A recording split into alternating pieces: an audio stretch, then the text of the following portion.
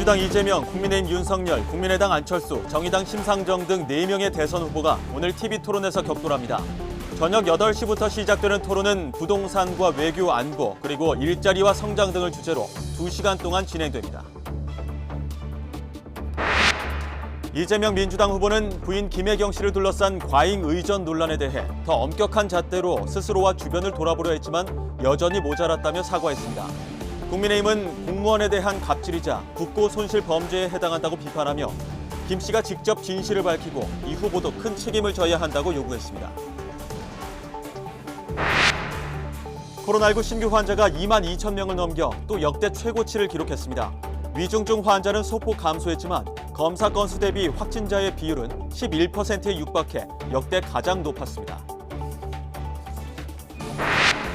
부모 돈으로 손쉽게 부동산 대출금을 갚고 부모 신용카드로 호화 생활을 해온 헌법증여 혐의자 200여 명에 대해 국세청이 세무조사에 착수했습니다. 일부 부유층이 이른바 부모 찬스를 쓴 뒤 은폐하는 등 변칙적인 탈루 행위를 일삼고 있다고 국세청은 밝혔습니다. 홍남기 부총리는 수도권 아파트가 2년 5개월 만에 매매 가격 상승세를 멈췄다며 일정 부분 집값 조정이 필요하다고 말했습니다. 최근 공급 확대나 금리 동향을 볼 때 하향 안정세는 계속될 것으로 전망했습니다. 잔해물 붕괴로 중단됐던 광주 아이파크 실종자 수색 작업이 다시 시작됐습니다. 시공사인 현대산업개발과 하청업체는 경찰 조사에서 붕괴 원인을 두고 서로 책임을 떠넘긴 것으로 드러났습니다.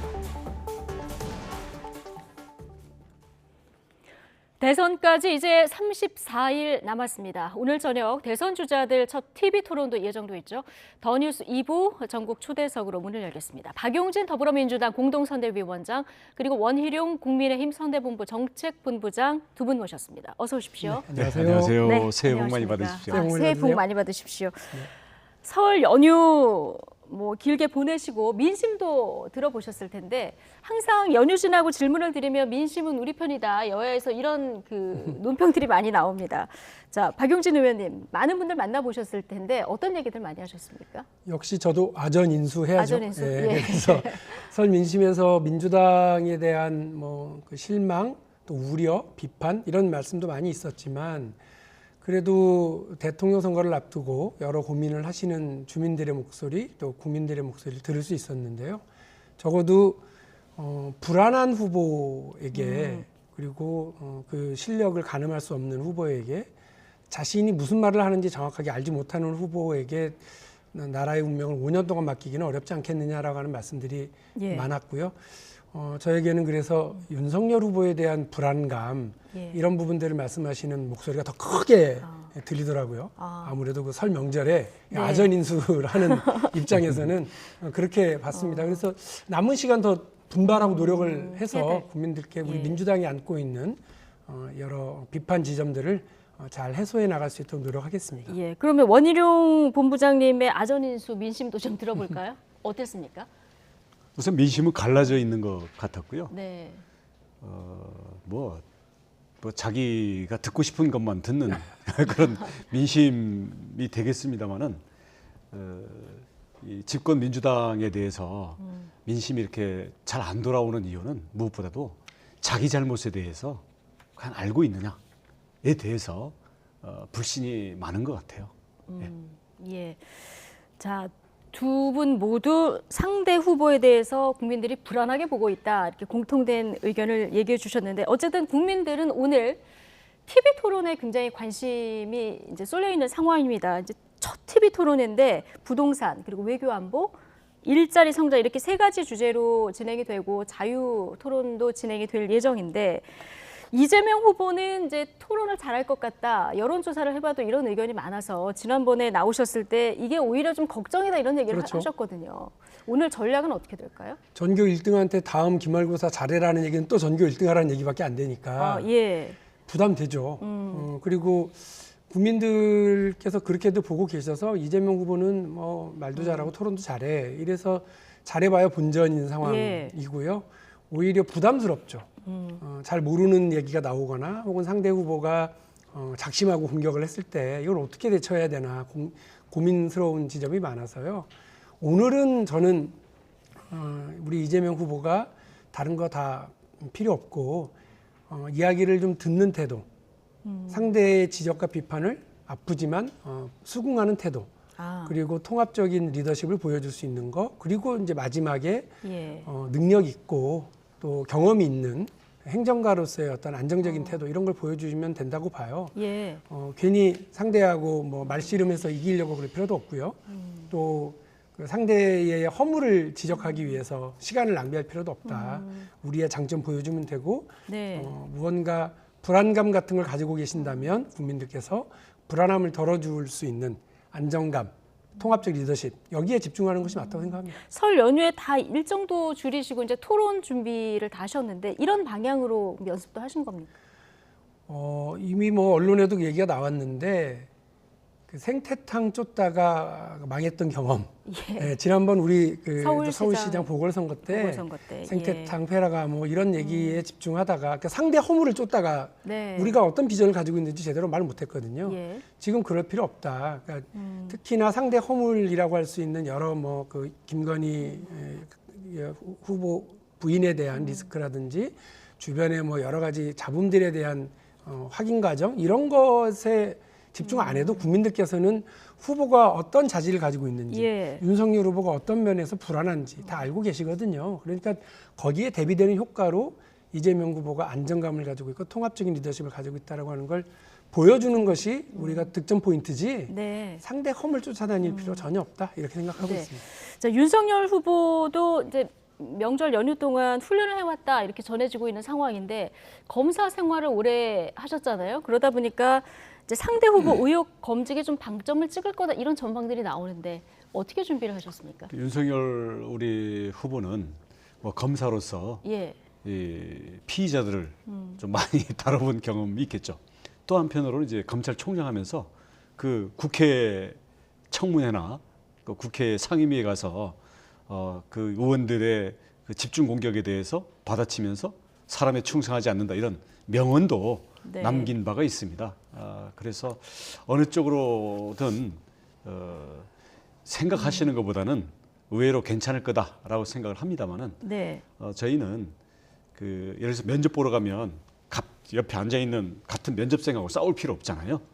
우리 국민들이 듣고 싶은 것, 국민들이 궁금해하는 것에 대해서 할 말을 하고 또 상대방 토론회 참여한 사람들도 거기랑 뭐 말싸움으로 이긴다. 이거에 집중할 필요는 없다고 생각을 해요. 그래서 어쩌면 그 자기 재주를 믿다가 태도 점수에서 대량 실점할 수 있는 후보가 좀 보이죠. 네.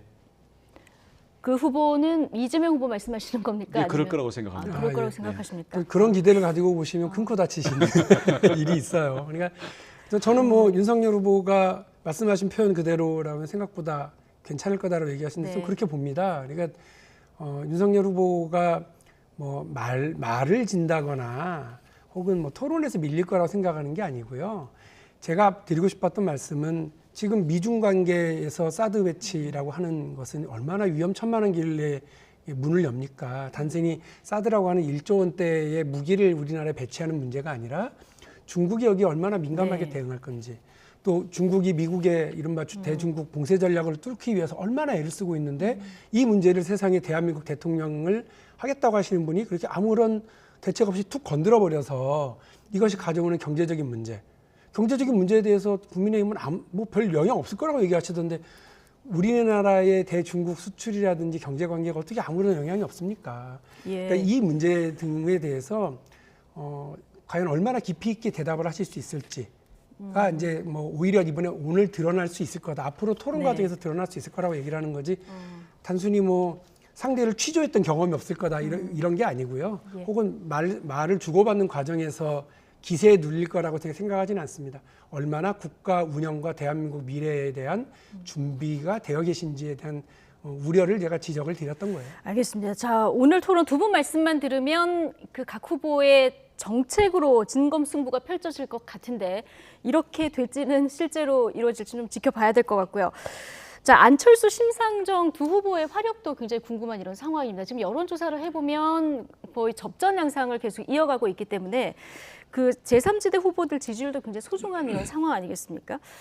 자, 원희룡 본부장님, 안철수 후보 지금 정권 교체는 국민의힘하고 이제 같은 방향의 얘기를 하고 있습니다만은 단일화 관련해서는 또 이제 이렇게 각을 세우고 있는 이런 상황 아니겠습니까? 오늘 안철수 후보 토론에서의 스탠스는 어떨 거라고 예상하십니까?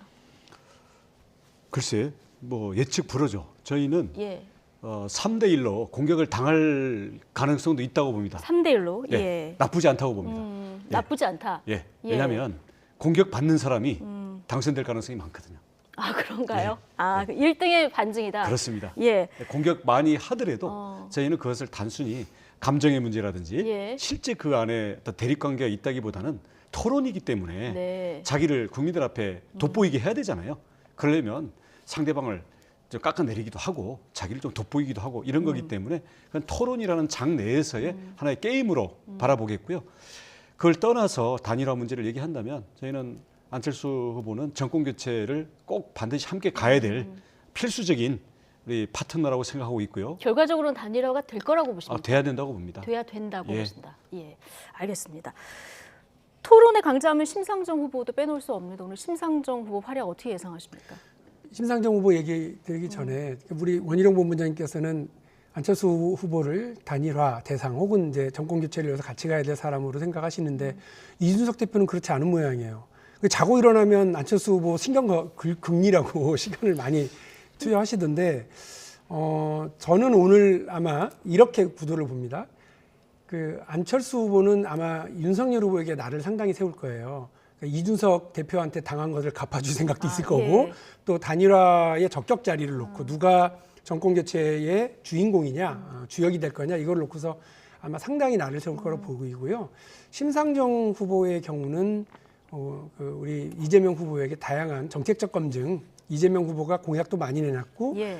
정책적 비전도 많이 내놨기 때문에 그걸 검증하기 위해서 날선 검증을 할 텐데 이게 또 정규전에 뭐 서로 이렇게 주고받는 조준된 미사일에만 겁낼 게 아니라 예. 날아오는 유탄도 상당히 신경 쓰이는데 예. 이러는 과정에서 뭐 그 안철수 후보에게서 우리 이재명 후보에게 또 심상정 후보에게서 우리 이재명 후보에게 던져지는 날카로운 질문, 생각하지 못했던 뭐 검증 공세, 공격 이런 부분들이 상당히 신경 쓰이죠. 심상정 후보 같은 경우는 특히나 뭐 토론의 달인이기도 하고 네. 정책적으로도 상당히 준비된 사람이라서 오늘 토론에 어찌 보면 생각하지도 못했던 부비 트랩이 여러 개가 있는데 그중에 네.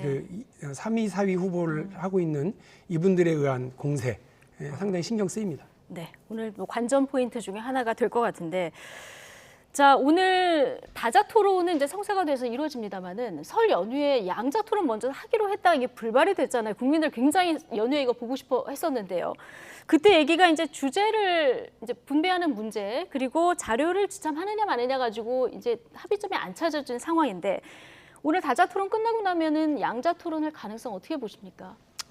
우리 윤석열 후보는 언제든지 하자는 입장이에요. 언제든지 하자는 네. 입장이고요. 저희도요. 예, 그런데 언제 왜 안 어디든. 될까요? 그러니까 이게 사실 좀 민망한 네. 민망한 일이죠. 왜냐하면 예. 저하고 원희룡 본부장님하고 여러 차례 이걸 못하면 양쪽도 엄청나게 욕먹을 거고 당연히 할 거야. 이렇게 여러 차례 서로 확인을 네. 했는데 이렇게 되니까 저희들도 일단 민망하고 그게 또 뭐 자료 지참 문제로 그랬다니 또 얼마나 또 예. 더 민망한 일입니까? 그러니까 네. 그게 제가 답답한 건 그런 거예요. 그러니까 윤석열 후보 제가 일단 윤석열 후보를 좀 비판적으로 말씀을 드리면 아니 이게 사실 그 검사가 범죄 의혹을 받고 있는 피해자를 신문하고 조사하듯이 하실 게 아니라면 엔간한 자료 정도는 머릿속에 두고 나와서 얼마든지 토론을 하실 수 있을 텐데 굳이 왜 자료 지참 문제를 가지고 결렬되게 만들었는지가 좀 답답한 네. 노릇이에요. 왜냐하면 뭐 저하고 우리 원희룡 본부장님하고 토론을 한다 그러면 2시간, 3시간 아마 자료 없이도 얼마든지 가능할 거고 네. 오늘도 그냥 들어오기 전에 작가분이 주셨으니까 들고는 들어왔는데 보지 않고 그냥 네. 충분히 주고받을 수 있거든요. 근데 윤석열 후보가 혹시 자료 없이는 상대를 검증하거나 비판적으로 얘기하지 못하는 그런 뭐가 네. 있으신 게 아닌지. 자료 지참을 꼭 해야 되는 이유 아니 우선요. 질문을 하셨는데. 자료 없는 토론회가 전 세계에 있나요? 없어요. 그리고 있어요. 자료 없이 하겠다라고 했고는 그분들이 전부 와서 쌓아놓고 다 넘기고 스피치도 다 그러고 있더라고요. 박주민 이재명, 송영길 전부.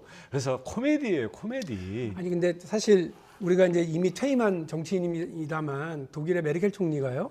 지난번 총선 바로 직전에 상대 슐츠 3인당 총리 후보하고 둘이 맞짱 토론을 하는데 그 생각해 보세요. 2시간 가까이를 메모 한 장 하지 않고도 계속 얘기하더라고요.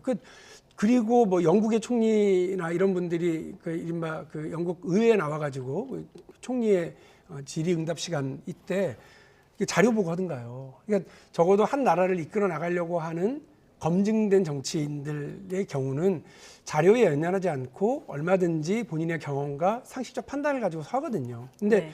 너무 지나치게 이재명 후보를 이번에 한번 내달아 봐야지라고 생각을 하시다 보니까 자료가 상당히 뭐 중요한 것처럼 받아들이셨는지 모르겠는데 어찌됐든 그것 때문에 이 양자 토론이 무산된 것에 대해서는 상당히 유감스럽습니다. 예. 그러니까 그거는 본인의 선택에 맡기죠.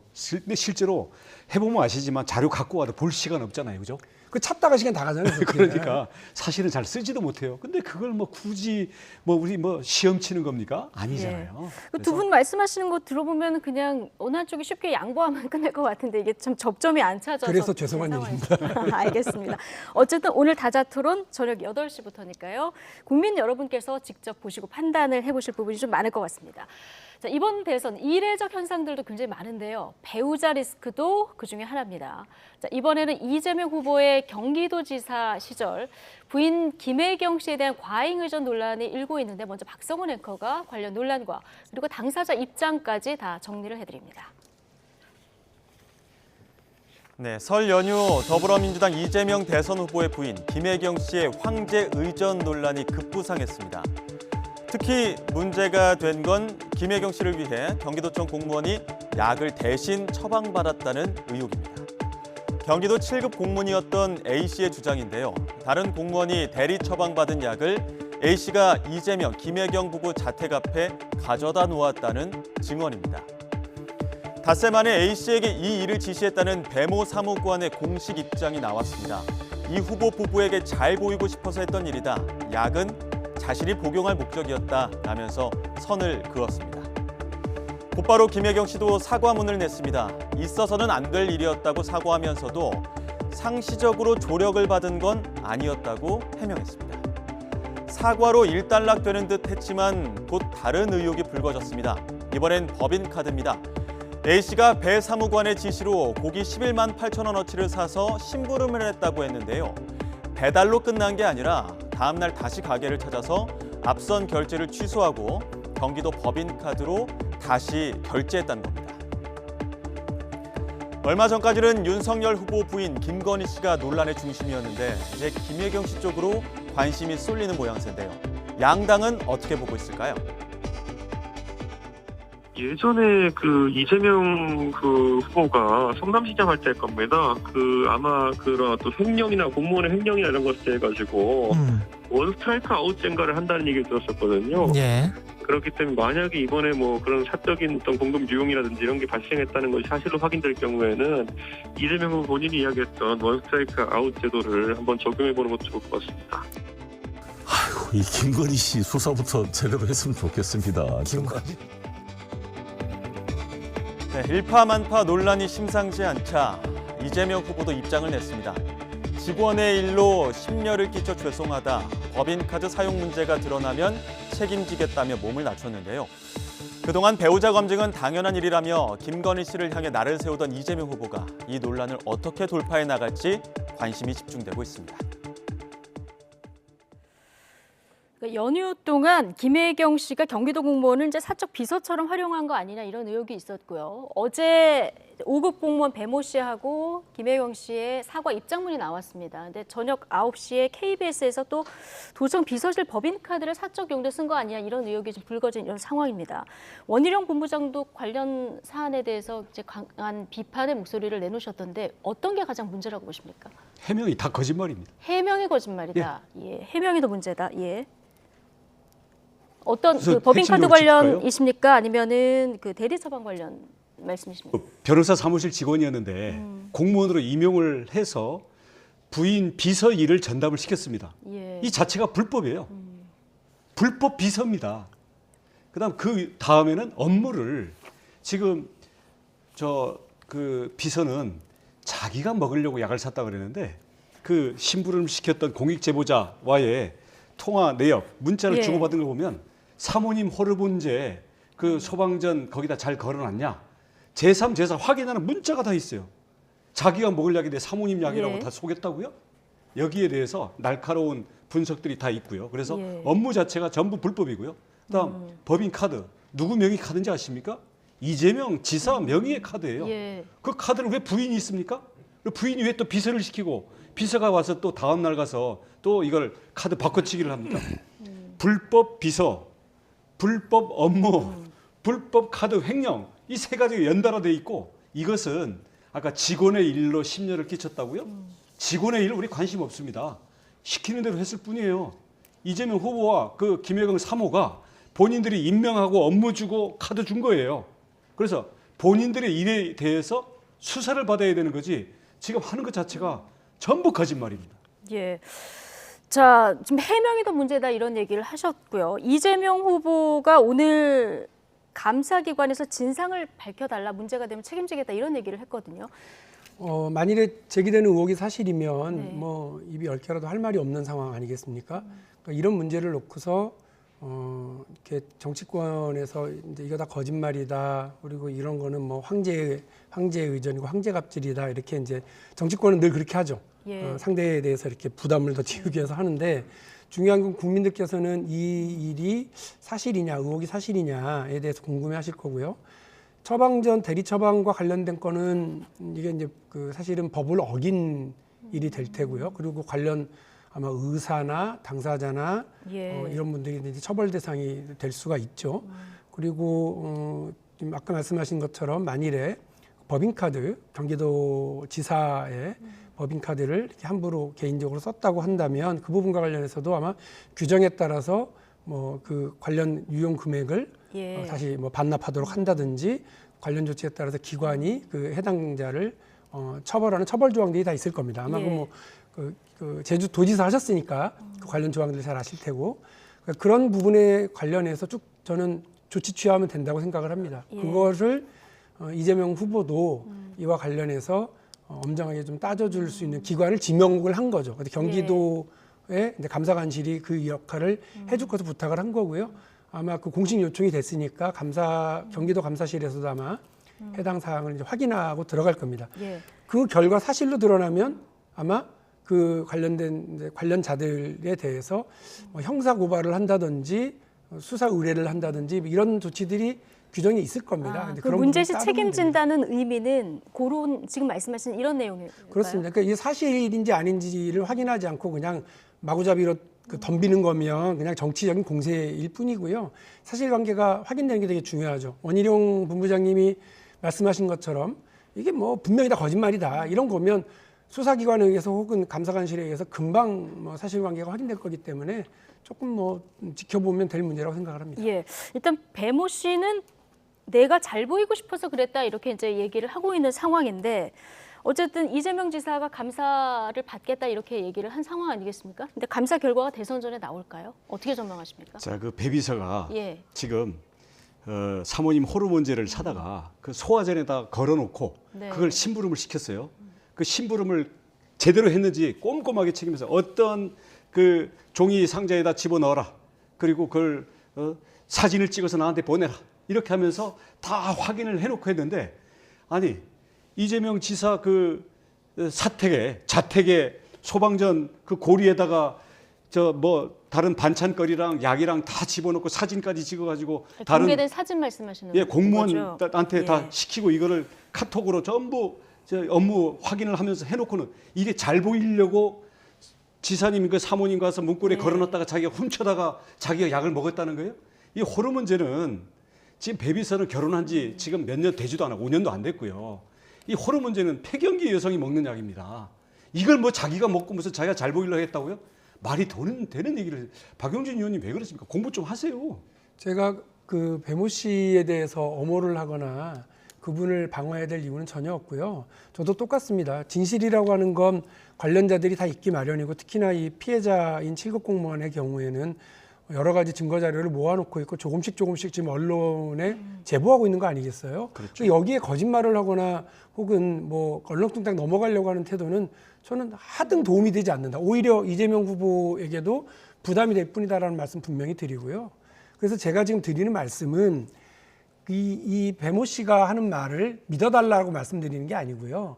오히려 저는 배모 씨에게 혹시라도 거짓말을 하거나 말을 꾸미거나 하지 마라. 그게 우리 후보에게 더 부담이 된다. 분명히 말씀드리고요. 저는 이제 이재명 후보가 밝힌 대로 이와 관련돼서 경기도에, 뭐 제주도청에도 관련된 규정이 있었을 것처럼 경기도에도 관련된 규정이 있고 또 중앙부처에도 다 있습니다. 그래도 그런 거를 다 따라서 금방금방 확인될 수 있을 거다. 특히나 네. 뭐 오래 걸릴 사안이 아니지 않습니까? 감사관실에서 바로 관련자들 증언도 들을 필요 없이 진술도 들을 필요 없이 관련된 그 영수증 첨부 자료만 확인을 하면 네. 누구 말이 더 맞는지 금방 확인될 겁니다. 예, 예, 일단 한마디만 제가 참고를 예. 할게요. 만약에 제가 제주도 지사인데 제가 5급 내지는 7급 공무원, 5급 공무원을 임명해가지고 제 부인의 전속 비서로 고기 사와라, 약 사와라, 뭐 아들 퇴원시킬 때 가서 어디 가서 병원 가서 대신 문진표 작성해라 이런 신분을 시켰다고 한다면 그 자체가 불법입니다. 그리고 비서실에서 쓰는 당연히 업무 추진비 카드 있습니다. 이거를 만약에 제 부인이 썼다 그 자체가 불법입니다. 그러면 이 불법을 저지른 도지사와 그 부인이 온전했을까요? 대선 출마 가능했을까요? 저는 벌써 교도소 가 있을 거라고 생각합니다. 지금 친목회 총무가 공금을 이용해도 이거는 돈을 다시 채워넣으면 되는 문제가 아니라 그 부분에 대해서 형사처벌 대상이에요. 네. 지금 감사 대상이 아니라 자.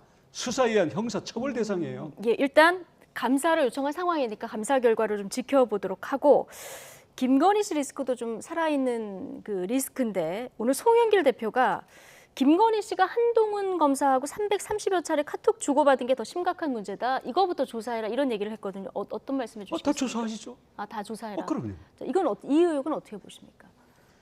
송영길 대표가 이제 그 말씀을 하신 이유가 이제 아마 김건희 씨가 역시 사인인데도 불구하고 검찰총장 부인의 자격으로 혹은 그 지위에서 현직 검사장에게 이러저러한 업무를 혹여나 지시하지는 않았는지 혹은 공모한 것은 없는지 등에 대해서 우려스럽다는 말씀을 하신 거로 알고 있습니다. 그러나 김건희 씨의 이런 불법 의혹 혹은 뭐 권력에 개입하려고 하는 이런 부당한 정황에 대한 의혹이 있다 손 치더라도 이재명 후보 부인인 김혜경 씨와 관련된 여러 의혹을 덮거나 그걸 미루자라고 얘기하는 건 아닙니다. 이건 이거 그건 그거죠. 예. 그렇기 때문에 저는 두 개의 사안이 다 우리 국민들로서는 매우 불쾌하거나 혹은 이 부분 해명이 좀 되어야 될 부분이라고 생각을 하고 송영길 대표가 촉구한 것처럼 김건희 씨와 관련된 사안도 수사 대상이 된다고 하면 수사가 빨리 좀 진행돼야 된다고 생각을 합니다. 예, 이게 연휴 동안 불거진 문제이기 때문에 아마 이재명 후보 부인 그리고 윤석열 후보 부인에 대한 어떤 리스크들이 오늘 토론에서도 이제 언급이 되지 않을까 이렇게 예측을 해보고요. 연휴 동안 또 하나 윤석열 후보를 언급한 김만배 씨 녹취록 발언도 논란이 됐습니다. 윤석열은 형이 가진 카드면 죽는다. 이 발언이 녹취 속에 있었고 이 진위에 대해서 좀 여야 공방이 붙은 상황인데 발언 시점이 2020년 10월 정도더라고요. 어떻게 보고 파악하고 계십니까? 지금 범죄 혐의자로 재판받고 있는 사람이라서요. 그분 입에서 나온 얘기에 뭐 일희일비할 필요 없다고 저는 생각합니다. 그건 여도 야도 마찬가지예요. 네. 김만배 씨가 재판 처음 시작할 때 변호인을 통해서 이재명이 무죄면 나도 무죄다. 이재명 성남시가 시킨 대로 다 한 거다. 네. 이렇게 얘기를 하니까 이제 그때는 공범의 입에서 드디어 범죄에 관련된 증언이 나오기 시작했다라고 환호를 치닫는 게 국민의힘입니다. 근데 네. 그때 저희는 또 제가 그때 아마 그렇게 얘기했을 거예요. 재판에 가서 자기 살려고 무슨 얘기는 못 하겠느냐 그런 말씀 드린 적이 있는데 예. 이 발언은 재판을 통해서 했던 말은 아니고 당시에 내가 윤석열 당시 검찰총장이 약점 많이 가지고 있어 이런 식으로 자기 과시를 한 얘기죠. 그 내용이 뭔지는 아무도 모릅니다. 예. 그런데 그걸 가지고 또 아무리 대통령 선거가 급하다지만 범죄 혐의로 국민들 가슴에 상처를 그렇게 입힌 김만배라고 하는 화천대유의 핵심 인물이 뭐 이렇게 저렇게 했던 말을 자기 과시용을 했던 말을 가지고 또 여당이 막 또 달라들어서 이거 옳았구나 하고 가는 거 뭐 저는 적절치 않다고 생각을 하고요. 네.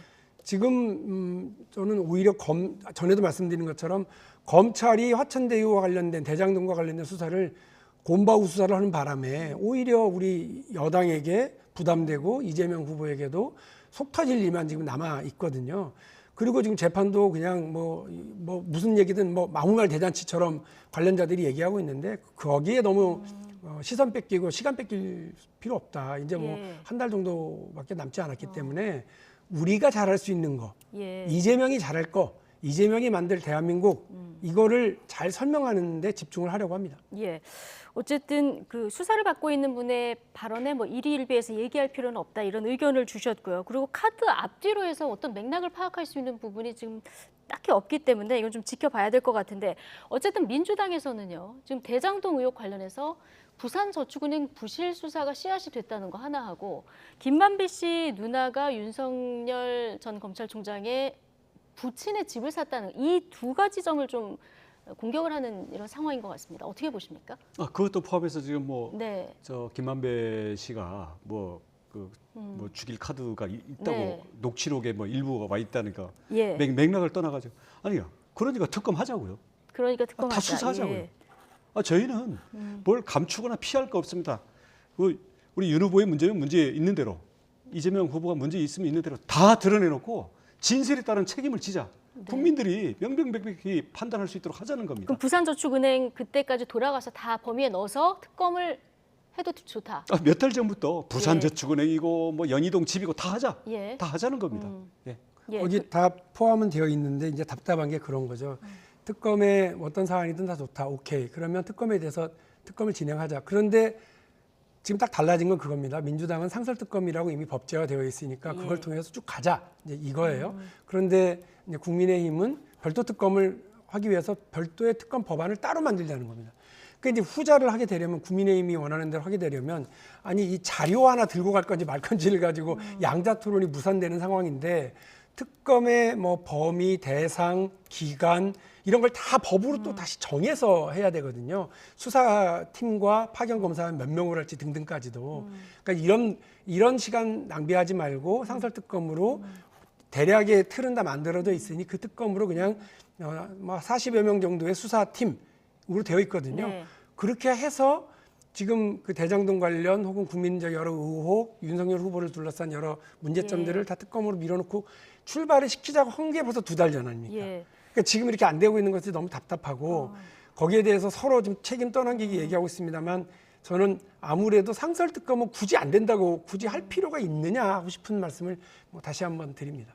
상설특검 마지막으로 짧게 안 되는 이유 마지막으로 질문드리겠습니다. 우선 검사 예. 5명 그리고 거기 특검 자체를 민주당이 다수 의석을 이용해서 그냥 지명하도록 돼 있거든요. 그 두 개에 대한 충분한 수사 역량과 중립성만 보장이 되면 문제 없습니다. 저도 하나만 더 받으면 네.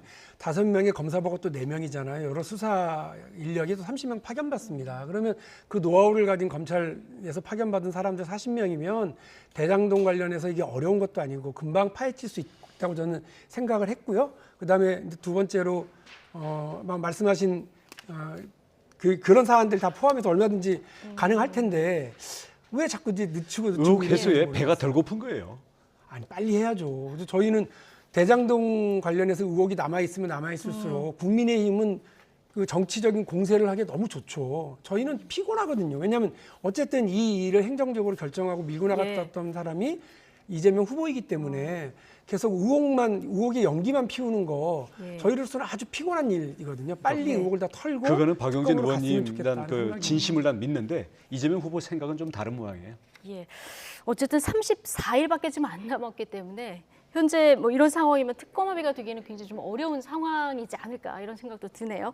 오늘 박영진 더불어민주당 공동선대위원장 그리고 원희룡 국민의힘 선대본부 정책본부장 두 분과 함께했습니다. 고맙습니다. 네, 고맙습니다.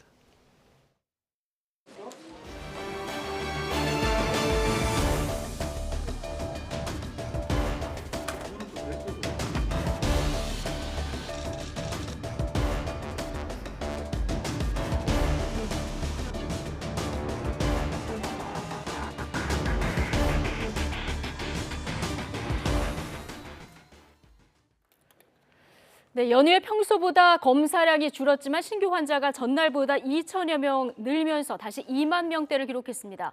오늘 0시 기준 신규 확진자는 2만 2,907명으로 역대 최다를 기록했습니다. 신규 환자는 일주일 전에 1.6배, 2주일 전에 3.5배 수준입니다. 또 검사 건수 대비 확진자의 비율을 뜻하는 검사 양성률은 10.9%로 올라서 역대 가장 높았습니다. 오미크론 변이 대유행으로 코로나19 신규 환자가 급증하는 가운데 정부는 우리 의료 체계가 하루 확진자 5만 명 이상도 감당 가능하다고 판단했습니다. 중앙재난안전대책본부는 오늘 브리핑에서 오미크론 변이가 우세종이 되면서 무증상, 경증 환자가 늘고 입원 환자 수는 줄고 있다면서 예측이 쉽지 않지만 5만 명 플러스 알파까지 감당할 수 있을 것으로 전망했습니다. 또 오미크론 감염 환자가 좀 더 쌓여서 이 가운데 입원 환자가 얼마나 나오는지 계산해야 하루 확진자 몇 명까지 가능하다고 추계할 수 있는데 아직 자신 있게 말하기 어려운 상황이라면서 델타 유행 때보다는 입원율이 떨어져 지금 추세면 5만 명 이상도 감당할 수 있을 것으로 예상했습니다.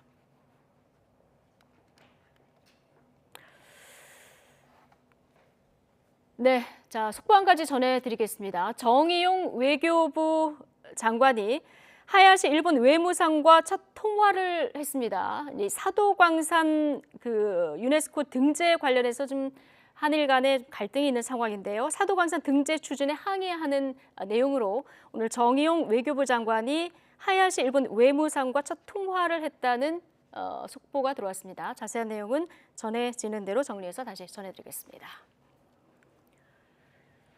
네, 영국에서 코로나19 바이러스에 고의로 감염시키는 인체 실험을 했습니다. 그 결과 접촉 이틀 만에 증상이 빠르게 나타나고 닷새 만에 감염력이 최대로 올라갔는데요. 젊은 실험 참가자들은 비교적 가벼운 감기 증세에 그쳤습니다. 이광엽 기자입니다. 영국의 임피리얼 칼리지 런던은 건강한 18세에서 30세 남녀 36명을 코로나19의 일부로 감염시킨 뒤 2주간 관찰했습니다. 알파 변이가 나오기 전 단계의 초기 코로나 바이러스를 최소 분량 코 안에 뿌린 결과 참가자의 절반인 18명이 감염됐습니다. 코로나19 등장 이후 세계에서 처음으로 진행된 인체 실험입니다. 기침 등 감염 증상은 바이러스 접촉 이후 42시간 만에 관찰됐습니다.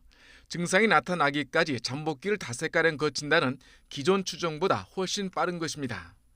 감염되고 나서 5일째가 감염력이 가장 높았고 평균 9일 뒤까지 바이러스가 검출됐습니다.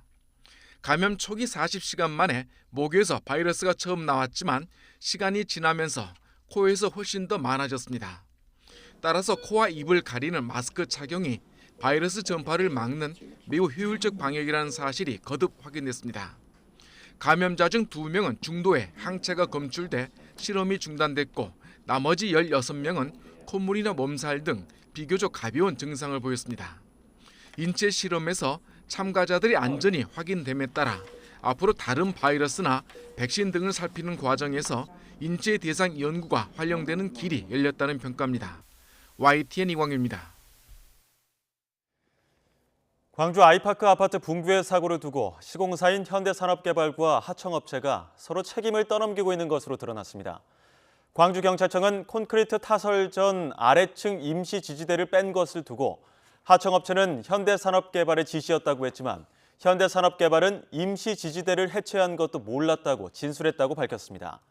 또 공법 변경에 대해서도 하청업체는 현대산업개발과 협의했다고 주장했지만 현대산업개발 측은 부인한 것으로 확인됐습니다.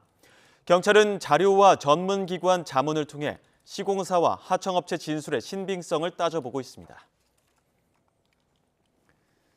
정부는 집값이 일정 부분 떨어질 필요가 있다고 보고 관련 정책을 계속하기로 했습니다. 홍남기 부총리는 오늘 부동산 시장 점검 관계장관 회의를 열고 그동안 주택가격이 과도하게 상승한 것에 대한 일정 부분의 하향 조정 과정은 필요하다고 보며 이런 방향 아래 정책 기조를 계속 견지하겠다고 말했습니다. 홍 부총리는 1월 들어 강남과 서초, 성동 등 다수 지역에서 1억 원 이상 하락한 거래가 계속 포착된다며 최근의 공급 확대와 금리 추이 등을 고려하면 시장 하향 안정세는 더 속도를 낼 전망이라고 덧붙였습니다.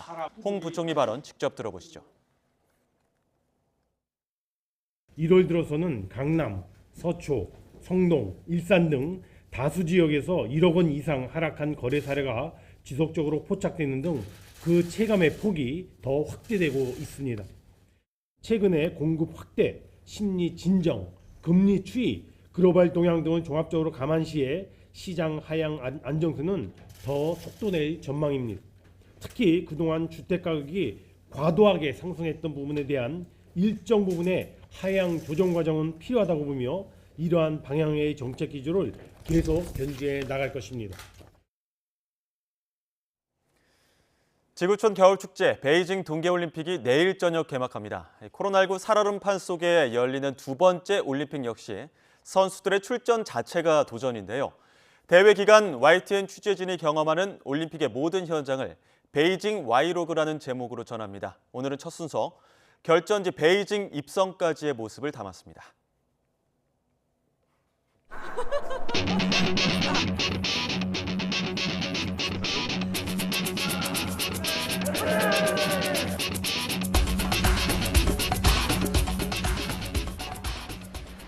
코로나 검사를 이틀째 받으러 왔고요. 모두 다 끝났고요. 진짜 스포츠 기자 하면서 지금 한 코로나 검사 30번 받는 것 같거든요. 근데 할 때마다 눈물 나, 이거 막. 특히 콧구멍.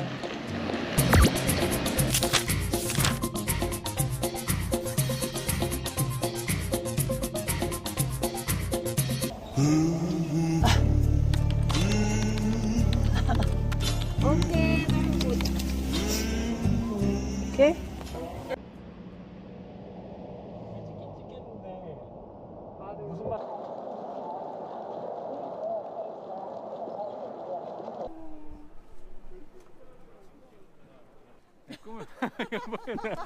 제가 꿈을 꿨는데 이제 올림픽 기간 동안 하루를 자유 시간을 줄 수 있다는 꿈을 꿨어요. 줄 수 있지. 그럼 그렇게 되면은 거기는 철문이나 이런 폐쇄된 그런 걸 열어버리고.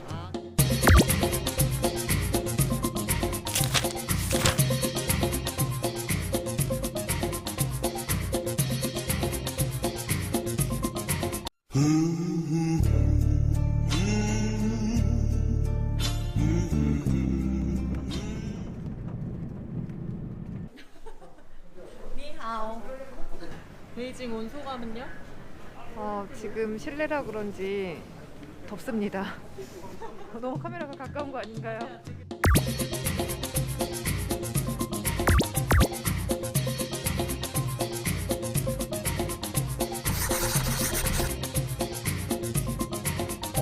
목걸이에 줄을 받음으로써 공식적인 일정을 시작했습니다. 줄.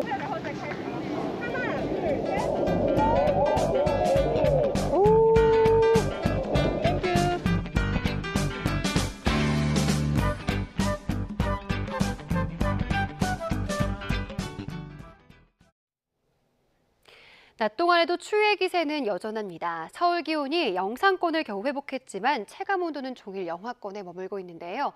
내일은 봄의 시작을 알리는 절기 입춘이지만 추위는 더욱 강해집니다.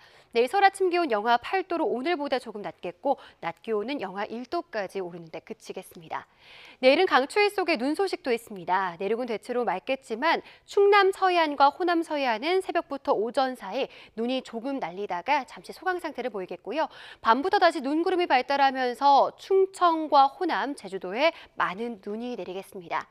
토요일인 모레까지 제주 산간에 최고 10cm, 호남 많은 곳에는 7cm 이상의 큰 눈이 예상되고요. 그 밖에 충청과 호남 지역에는 1에서 5cm의 눈이 내리겠습니다. 내일도 중부와 경북 지역에 한파특보가 이어지는 가운데 대관령의 아침 기온은 영하 14도, 서울 영하 8도, 대전은 영하 7도까지 떨어지겠습니다. 낮 기온은 서울이 영하 1도, 대전 3도, 대구와 광주는 4도로 오늘보다 조금 낮겠습니다. 날씨였습니다. 목요일 더 뉴스 마치겠습니다. 함께해 주신 여러분 고맙습니다.